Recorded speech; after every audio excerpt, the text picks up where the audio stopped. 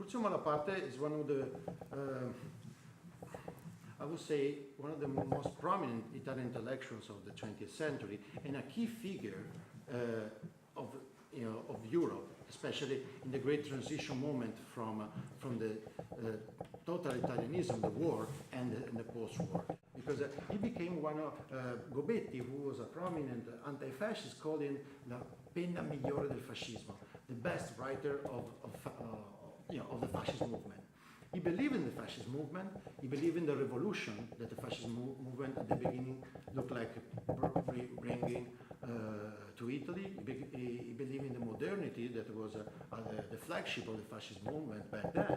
And after basically spent the 20s as a reckless journalist traveling around the world, promoting his idea of a fascist revolution against the communist revolution that was taking shape in Russia by Soviet Russia. But besides that, he started becoming problematic for the fascist regime because his ideas were too cosmopolitan. So when a translator chooses something to translate, there are all sorts of reasons that it happens, but it is and a lot of literary translators hate it when we say this, but it is a labor of love because it's very underpaid. So if you are going to engage with a writer and translate him, it's a very intimate relationship. I also, in my translation career, had slowly been realizing that, and becoming sort of a translation activist, and realizing that not only is there a problem with translation in the US, in that there's this number 3%. So in the US and the UK, only 3% of our books, of all books published, are books in translation. And that is just an abysmal number compared to everywhere else in the world, where it's anywhere between about 35 at the lowest to 70% translation. So that in and of itself just speaks a lot to the cultural imperialism of English and how isolated we are as an English-speaking country along with the UK. So I had decided after doing Natalia Ginsburg that I was never again going to translate men, that I was just going to translate women. And then Edwin Frank, the editor, comes to me and says, and I say that, I wouldn't know more, and he says, well, what about Curzio Malaparte? To which I just had to say yes, because he is such a strange, interesting, weirdo figure. And so over the years, I'd had some various interaction with him. He wrote a book called I Maledetti Toscani, which is all about how he's from Tuscany. He's from Prato, which is right next to Florence, and he just brilliantly describes the tremendous snobism of the Florentines. And I ended up marrying a Florentine, so I was very, happy that he had, yes, and he does it so brilliantly. And then anytime with my friends in Italy, if he came up or I asked them about him, some, immediately they would sort of get nervous, and some would say fascista, and others would say comunista, and they would all say opportunista. For years, I think I just knew his name as the guy who had this really cool house on Capri, as he said, as seen in Godard's film Contempt, and that's really all I knew for a long time. And then I studied Italian literature. I mean, it came up, but really, it wasn't on a list that I had to read or anything. I kind of kept putting him off.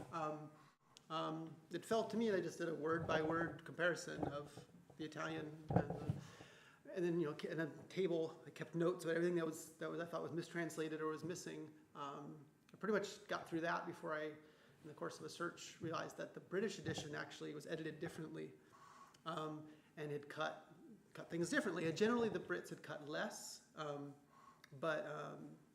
so I was actually able to recuperate some passages that I thought had been cut and put those in.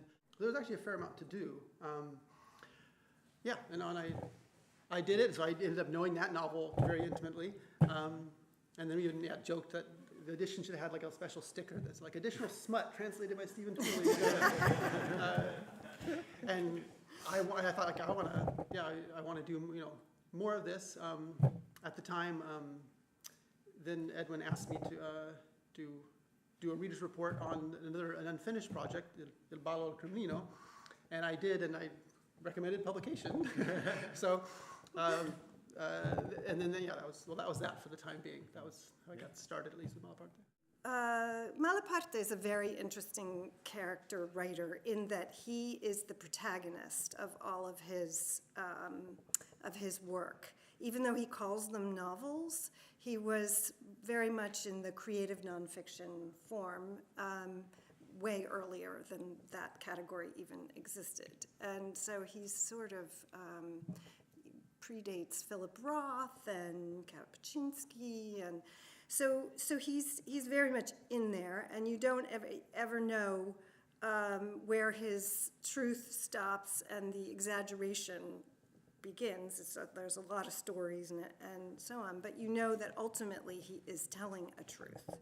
The Kremlin Ball tells the story of when he was 20, in 1929, he was a young man, and he's sent, or gets himself sent by the fascists to Moscow, because this is where the great communism is going to be the better ideology than the failed fascism, or the failing fascism. And he was going to go see what this great new system was going to do for the world.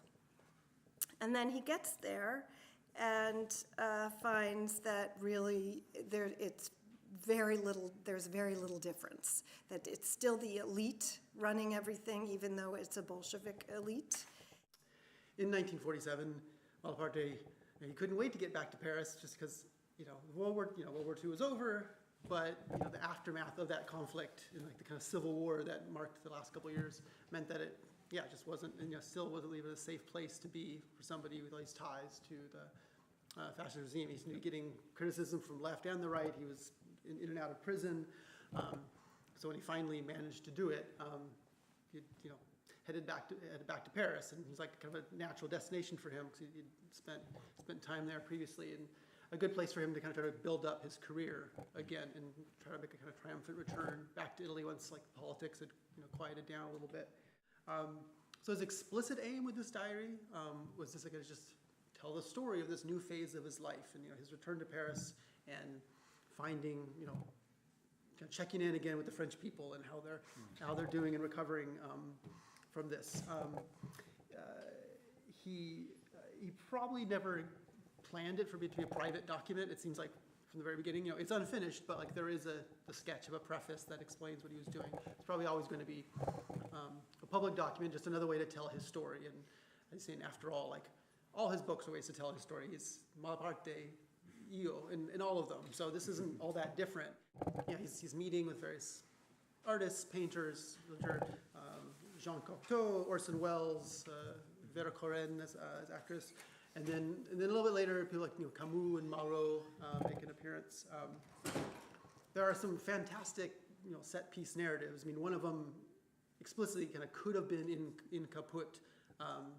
That is the story of the Spanish prisoners taken in Finland. That he kind of just like left it out. Or here's my chance to tell it, and it's wonderfully amusing. There's a story of, perhaps apocryphal, his story of his first meeting with Mussolini when he's called in because Mussolini's spies have overheard him insulting Mussolini's ties. And it's this long thing about, he gets called in and he has to go across the entire, like this huge room of the Palazzo Venezia to get to the other side, and there's, he's just about through it, and it's like pacified him, but like he can't resist just getting another little dig, but but they are ugly, and just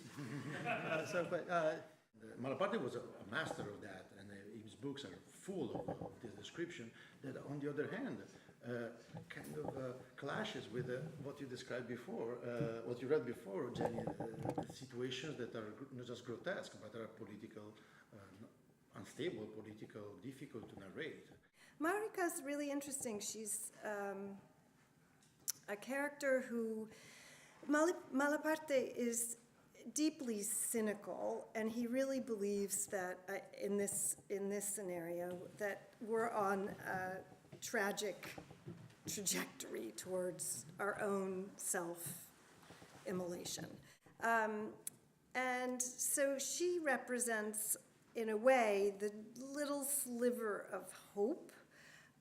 He's also very romantic, but she is the innocent. So she's 16 years old, and she sees who he is, and she's calling him out on every time that he goes into his descriptions that make it somewhat nostalgic or romantic, and she just says, no, you're a dirty pig.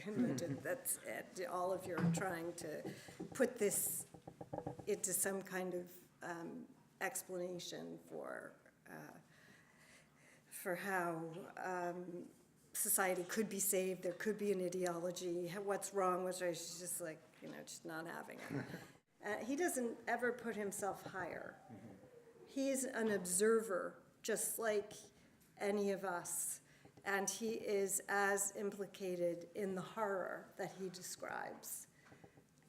He's just willing to describe it, whereas most of us are trying to find some way to hide from it or deny it.